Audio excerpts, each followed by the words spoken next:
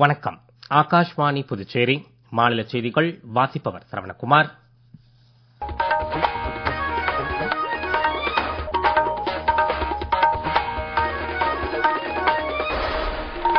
தலைப்புச் செய்திகள்.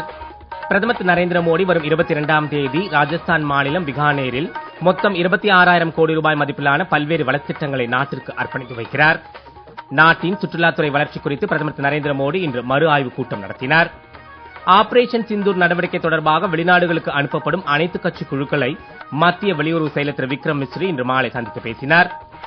புதுச்சேரியில் கொரோனா தொற்று அதிகரித்ததால் நிலைமைகளை எதிர்கொள்ள எல்லா ஏற்பாடுகளும் செய்யப்பட்டுள்ளதால் மக்கள் பீதியடைய தேவையில்லை என சுகாதாரத்துறை தெரிவித்துள்ளது. இனி விரிவான செய்திகள். பிரதமர் திரு நரேந்திர மோடி வரும் 22ஆம் தேதி ராஜஸ்தான் மாநிலம் பிகானேரில் மொத்தம் 26,000 கோடி ரூபாய் மதிப்பிலான பல்வேறு வளர்ச்சித் நாட்டிற்கு அர்ப்பணித்து வைக்கிறார். ரயில்வே, சாலை, மின்சாரம், குடிநீர் உள்ளிட்ட துறைகளை மேலும் வலுப்படுத்துவதில் இத்திட்டங்கள் முக்கிய பங்காற்றும் என அரசு வட்டாரங்கள் தெரிவித்துள்ளன. பிரதமர் திரு நரேந்திர மோடி தமது ராஜஸ்தான் பயணத்தின் போது 18 மாநிலங்கள் மற்றும் யூனியன் பிரதேசங்களுக்கு உட்பட்ட 86 மாவட்டங்களில் அம்ருத் பாரத் நிலையங்களாக மறுமேம்பாடு செய்யப்பட்டுள்ள 103 ரயில் நிலையங்களையும் திறந்து வைத்து பிகானேர் மும்பை எக்ஸ்பிரஸ் ரயிலை கொடியசைத்து தொடக்கி வைக்கிறார். உதய்பூர், ஹிம்மத் நகர் உட்பட மின்மயமாக்கப்பட்ட பல்வேறு ரயில் பாதை பிரிவுகளை பிரதமர் திறந்து வைத்து சூரு, சாதுல்பூர் இடையே புதிய ரயில் பாதை அமைக்கும் பணிகளுக்கும் அடிக்கல் நாட்டுகிறார். அன்றைய தினம் பிரதமர் அடிக்கல் நாட்டும் வேறு பணிகளில் ராஜஸ்தானில் 12 மாநில நெடுஞ்சாலைகளை 3,240 கோடி ரூபாய் செலவில் தரம் உயர்த்தும் பணிகளும் பிகானேர் மற்றும் உதய்பூர் மின் உற்பத்தி திட்டங்களும் அடங்கும். இது அல்லாது பில்வாரா, தோல்பூர் உள்ளிட்ட இடங்களில் புதிதாக அமைக்கப்பட்டுள்ள செவிலியர் பயிற்சி கல்லூரியையும் பிரதமர் தொடக்கி வைக்கிறார். 2ஆம் கட்ட அம்ருத் திட்டத்தின் கீழ் பாலி மாவட்டத்தின் 7 நகரங்களில் குடிநீர் விநியோக வசதிகளை மறுசீரமைக்கும் பணிகளும், ஜுன்ஜுனு மாவட்டத்தின் கிராமப்புற மக்களுக்கு புளூரைடு இல்லாத குடிநீர் வழங்கும் திட்டம் உட்பட பல்வேறு குடிநீர் திட்டங்களும் தொடக்கி வைக்கப்படும் அல்லது அடிக்கல் நாட்டப்படும். இனி அம்ருத் பாரத் ரயில் நிலைய திட்டம் குறித்து ஒரு செய்தி தொகுப்பு. மத்திய அரசின் அம்ருத் பாரத் ரயில் நிலைய திட்டத்தின் கீழ் நாடு முழுவதும் மொத்தம் 1,300க்கும் மேற்பட்ட ரயில் நிலையங்கள் பயணிகளுக்கான பல்வேறு நவீன வசதிகள் அடங்கியதாக தரம் உயர்த்தப்பட்டு பிராந்திய கலை கலாச்சார அம்சங்களுடன் கூடிய நகர் மையங்களாக மேம்பாடு செய்யப்பட்டு வருகின்றன. இதில் பணிகள் முடிக்கப்பட்டு வரும் 22ஆம் தேதி பிரதமரால் திறந்து வைக்கப்படும் 103 அம்ருத் பாரத் ரயில் நிலையங்களில் அதிகபட்சமாக 19 ரயில் நிலையங்கள் உத்தரப்பிரதேஷ் மாநிலத்தில் அமைந்துள்ளன. அதற்கு அடுத்தபடியாக குஜராத் மாநிலத்தின் 18 ரயில் நிலையங்களும், மகாராஷ்டிரா மாநிலத்தின் 15 ரயில் நிலையங்களும் புதிய அம்ருத் பாரத் ரயில் நிலையங்களின் பட்டியலில் இடம்பெற்றுள்ளன. அம்ருத் பாரத் நிலையங்களில் உருவாக்கப்பட்டுள்ள புதிய வசதிகளில் அகலமான அணுகுச்சாலைகள், சிறந்த வடிவமைப்புடன் கூடிய சுரங்கப்பாதைகள், குறுக்கு பாலங்கள், கம்பீரமான முகமண்டபம், நவீன காத்திருப்பு கூடம், மின்தூக்கி மற்றும் கழிவறை வசதிகளும் அடங்கும். இந்த எல்லா வசதிகளும் மாற்றுத்திறனாளிகளின் பயன்பாட்டிற்கு ஏற்றதாகவும் அமைக்கப்பட்டுள்ளன. புதிய அம்ருத் பாரத் ரயில் நிலையங்களில் பயணிகளுக்கான மேம்பட்ட தகவல் அறிவிப்பு வசதிகளும் இலவச வைஃபை வசதிகளும் இடம்பெற்றுள்ளன. பணிகள் முடிந்து வரும் 22ஆம் தேதி பிரதமரால் திறந்து வைக்கப்படும் அம்ருத் பாரத் நிலையங்களில் புதுச்சேரி யூனியன் பிரதேசத்திற்கு உட்பட்ட மாஹே ரயில் நிலையமும் ஒன்றாகும். ஆபரேஷன் சிந்தூர் நடவடிக்கையின் வெற்றியை நாம் கொண்டாடி வரும் வேளையில் இந்திய படையினரின் வீரத்தை நாடே போற்றுகிறது. இந்திய படையினருக்கு புகழாரம் சூட்டும் வகையில் ஆகாஷ்வாணி செய்தி பிரிவு சிறப்பு தொடர் ஒன்றை ஒளிபரப்பி வருகிறது. அந்த வரிசையில் இலங்கையில் இந்திய படையினர் மேற்கொண்ட ஆபரேஷன் பவன் நடவடிக்கையின் போது உயிர் தியாகம் செய்த பரம்வீர் சக்ரா விருது வழங்கப்பெற்ற மேஜர் ராமசுவாமி பரமேஸ்வரன் குறித்து ஒரு தொகுப்பு. மும்பையில் பிறந்தவரான மேஜர் ராமசுவாமி பரமேஸ்வரன் 1972ஆம் ஆண்டு ஜனவரியில் குறுகிய பணிக்காலத்திற்கான அதிகாரியாக மகர் படைப்பிரிவில் சேர்க்கப்பட்டு பின்னர் நிரந்தர அதிகாரியாக மாற்றப்பட்டவர் ஆவார். இந்தியா இலங்கை உடன்பாட்டின் கீழ் இலங்கையில் சட்டம் ஒழுங்கை பராமரிப்பதற்காக இந்தியாவில் இருந்து பல்வேறு படைப்பிரிவுகள் இலங்கைக்கு அனுப்பப்பட்ட போது மேஜர் பரமேஸ்வரனின் மகர் படைப்பிரிவும் இலங்கை சென்று ஆபரேஷன் பவன் நடவடிக்கையில் பங்கேற்றது.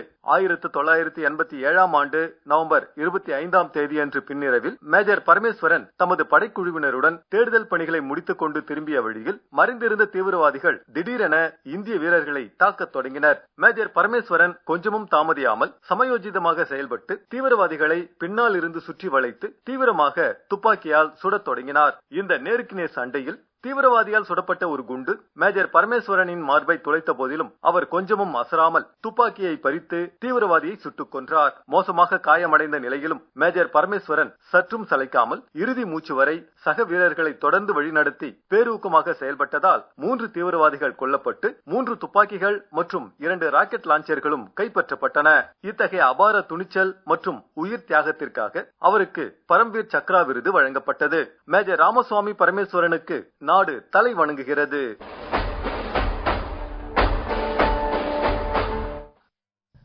நீங்கள் கேட்டுக்கொண்டிருப்பது மாநில செய்திகள். நேயர்கள் ஆகாஷ்வாணி செய்திகளை உடனுக்குடன் தெரிந்து கொள்ள எமது புதுச்சேரி மண்டல செய்தி பிரிவின் சமூக ஊடகங்களான @airnews_புதுவை என்ற எக்ஸ் பக்கத்தையும், all India radio news Puducherry என்ற பேஸ்புக் பக்கத்தையும், @RNU புதுச்சேரி என்ற யூடியூப் சேனலையும் அணுகலாம்.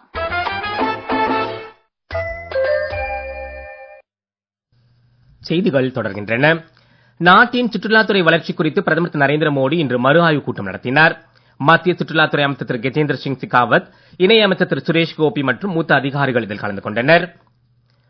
உதகமண்டலத்தில் இன்று காலமான அணுசக்தி ஆணையத்தின் முன்னாள் தலைவர் டாக்டர் MR சீனிவாசன் மறைவு குறித்து பிரதமர் திரு நரேந்திர மோடி இரங்கல் தெரிவித்துள்ளார்.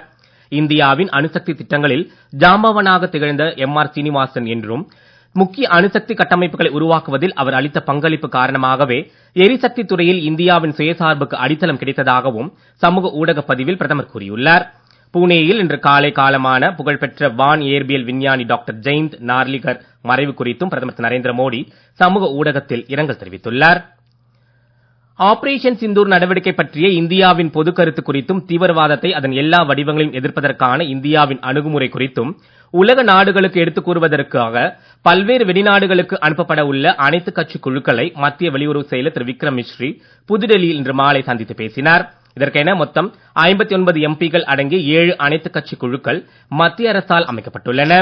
காங்கிரஸ் நாடாளுமன்ற உறுப்பினர் திரு சசி சரூர், பாரதிய ஜனதா கட்சி MP திரு ரவிசங்கர் பிரசாத், JDU நாடாளுமன்ற உறுப்பினர் திரு சஞ்சய் குமார் ஜா, திமுக நாடாளுமன்ற உறுப்பினர் திருமதி கனிமொழி உள்ளிட்டோர் இக்குழுக்களுக்கு தலைமையேற்கிறார்கள். இக்குழுவினர் நாளை முதல் அடுத்த மாதம் 5ஆம் தேதி வரை ஐநா பாதுகாப்பு கவுன்சில் உறுப்பு நாடுகள் உட்பட பல்வேறு கூட்டாளி நாடுகளுக்கு பயணிக்க உள்ளனர். நாட்டின் வேளாண் கட்டமைப்பு மற்றும் பொது விநியோக முறையை நவீனமாக்கி டிஜிட்டல் புதுமையாக்க மூலமாக உணவு பாதுகாப்பை உறுதிப்படுத்தும் வகையில் அரசு உருவாக்கியுள்ள 3 புதிய செயலிகளை மத்திய உணவு மற்றும் பொது விநியோகத்துறை அமைச்சர் திரு பிரகலாத் ஜோஷி புதுடெல்லியில் இன்று தொடக்கி வைத்தார். வேளாண் துறை மற்றும் பொது விநியோக கட்டமைப்பின் செயல்திறனையும் சேவைத்திறனையும் மேம்படுத்த இதனால் ஏதுவாகும் என்று நிகழ்ச்சியில் பேசுகையில் அவர் கூறினார்.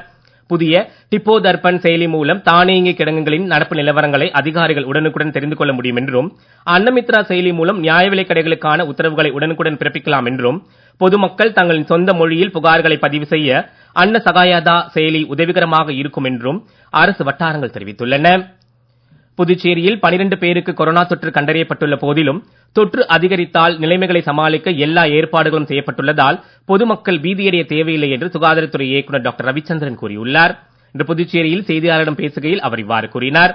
டாக்டர் ரவிச்சந்திரன் மேலும் கூறுகையில், போன வாரம் 12 கேஸ் பாசிட்டிவ் வந்தது. எல்லாமே லேசான சளி ஜுரம் தான். 2-3 நாள்ல சரியாயிடுச்சு. அதுக்கு முந்தின வாரமும் இதே மாதிரி 8-9 கேஸ் தான் பாசிட்டிவ் வந்தது. கோரிமேடு ஜிப்மர் ஏத்த மாதிரி உள்ள டிபி ஆஸ்பத்திரியில தனியா 10 ICU பெட் ஏற்பாடு பண்ணி வச்சிருக்கோம். அதுல 2 பெட்ல இந்த செயற்கை சுவாச கருவி வென்டிலேட்டர் அப்படின்னு சொல்லுவோம், அந்த வசதியும் அதுல இருக்கு. முன்னாடி கொரோனா இருந்த மாதிரி இந்த சில முன்னெச்சரிக்கையை நம்ம பண்ணிக்கணும். புதுவையை பொறுத்த வரைக்கும் அதிகப்படியான கேஸ் தற்சமயம் எதுவும் இல்ல. அதனால மக்கள் எதுவும் பயப்படவோ பீதி அடையவோ தேவையில்லை. IPL கிரிக்கெட்டில் இன்று இரவு 7:30 மணிக்கு டெல்லியில் நடைபெறும் போட்டியில் சென்னை ராஜஸ்தான் அணிகள் மோத உள்ளன. நேற்றிரவு லக்னோவில் நடைபெற்ற போட்டியில் ஐதராபாத் அணி 6 விக்கெட் வித்தியாசத்தில் லக்னோ அணிக்கு எதிராக வெற்றி பெற்றது. தென்மேற்கு பருவமழை அடுத்த 4-5 நாட்களில் கேரளத்தில் தொடங்கி தமிழகத்தின் சில பகுதிகளுக்கும் பரவ வாய்ப்புள்ளதாக சென்னை வானிலை ஆய்வு மையம் தெரிவித்துள்ளது. கர்நாடக கடலோர பகுதிகளுக்கு அப்பால் வரும் 21ஆம் தேதி அரபிக்கடலில் வளிமண்டல மேலடுக்கு சுழற்சி உருவாகி 22ஆம் தேதி வாக்கில் காற்றழுத்த தாழ்வு பகுதி உருவாகலாம் என்றும் தெரிவிக்கப்பட்டுள்ளது. மீண்டும் தலைப்புச் செய்திகள். பிரதமர் திரு நரேந்திர மோடி வரும் 22ஆம் தேதி ராஜஸ்தான் மாநிலம் பிகானேரில் மொத்தம் 26,000 கோடி ரூபாய் மதிப்பிலான பல்வேறு வளர்ச்சித்திட்டங்களை நாட்டிற்கு அர்ப்பணித்து வைக்கிறார். நாட்டின் சுற்றுலாத்துறை வளர்ச்சி குறித்து பிரதமர் திரு நரேந்திர மோடி இன்று மறு ஆய்வுக் கூட்டம் நடத்தினார். ஆபரேஷன் சிந்தூர் நடவடிக்கை தொடர்பாக வெளிநாடுகளுக்கு அனுப்பப்படும் அனைத்து கட்சி குழுக்களை மத்திய வெளியுறவு செயலர் திரு விக்ரம் மிஸ்ரி இன்று மாலை சந்தித்து பேசினார். புதுச்சேரியில் கொரோனா தொற்று அதிகரித்தால் நிலைமைகளை எதிர்கொள்ள எல்லா ஏற்பாடுகளும் செய்யப்பட்டுள்ளதால் மக்கள் பீதியடைய தேவையில்லை என சுகாதாரத்துறை தெரிவித்துள்ளது. இத்துடன் செய்திருக்க நிறைவு பெறுகிறது. வணக்கம்.